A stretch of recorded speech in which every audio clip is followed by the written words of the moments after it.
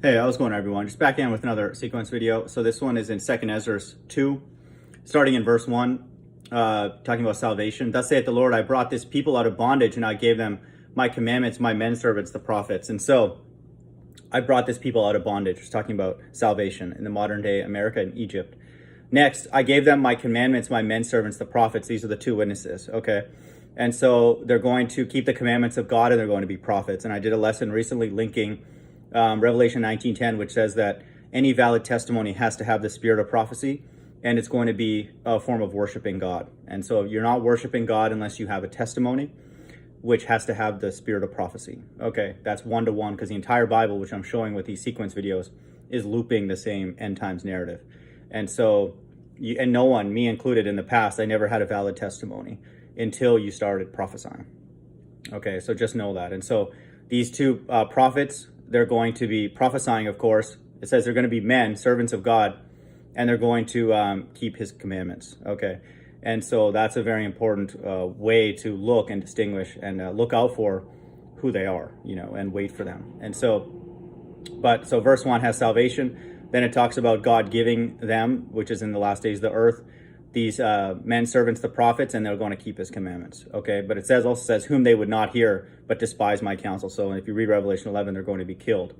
And so, but they're going to have a valid testimony.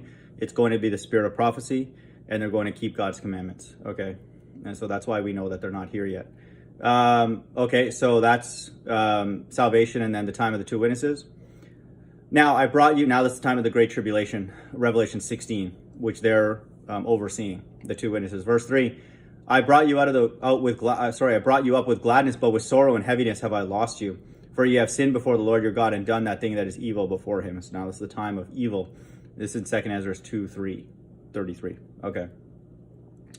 Now, verse 5, as for me, O children, I call upon thee for a witness over the mother of these children, which would not keep my covenant. And so now we have a reference for witness, two witnesses, but this is for the people that are not part of his covenant. Okay, and they're going to get destruction.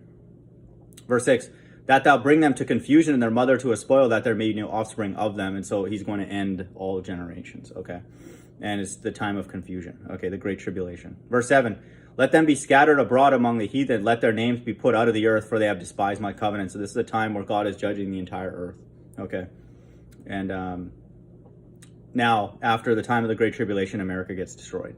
Verse 8, woe be unto thee, Assur, though thou hadst the unrighteous in thee, O thou wicked people, remember what I did unto Sodom and Gomorrah. So in the last days, that's America. Verse 9, whose land lie in clods of pitch and heaps and ashes. Even so also will I do unto them, hear me not, saith the Almighty Lord. And so in the last days, that's America. So there's our coded reference to America being destroyed. Now, Christ returning with his elect. And not a big shocker, it's in verse 14. Okay.